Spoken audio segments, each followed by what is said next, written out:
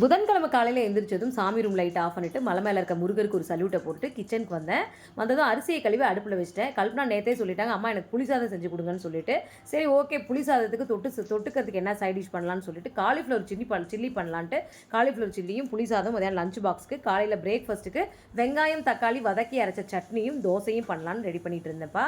வெங்காயம் தக்காளி வதக்கி அரைச்ச சட்னி சூப்பராக இருக்கும். 3 பொருள் தான், வெங்காயம் தக்காளி வரமிளகா 3 கடாயில் எண்ணெய் ஊற்றி வணக்கிட்டு வார வச்சு மிக்சியில் போட்டு கொஞ்சம் குறப்பாக அரைச்சி எடுத்திங்கன்னா அவ்வளோ சூப்பராக இருக்கும். இட்லி, தோசை, பூரி, பணியாரம், சப்பாத்தி இது எல்லாத்துக்குமே தொட்டு சாப்பிடலாம். அவ்வளோ சூப்பராக இருக்கும். அதுக்குள்ளே இந்த பக்கம் காலிஃப்ளவர் சில்லியும் அப்படியே சூப்பராக மொறுன்னு வறுத்து எடுத்துட்டேன்.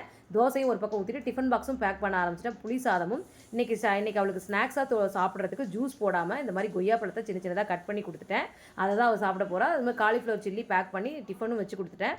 எனக்கு இன்றைக்கி காலையில் இப்படி தான்ப்பா போச்சு. உங்களுக்கு எப்படி போச்சுன்றதை கமெண்ட்டில் சொல்லுங்கள். சரி நானும் போய் டீ குடிக்கிறேன். பாய்.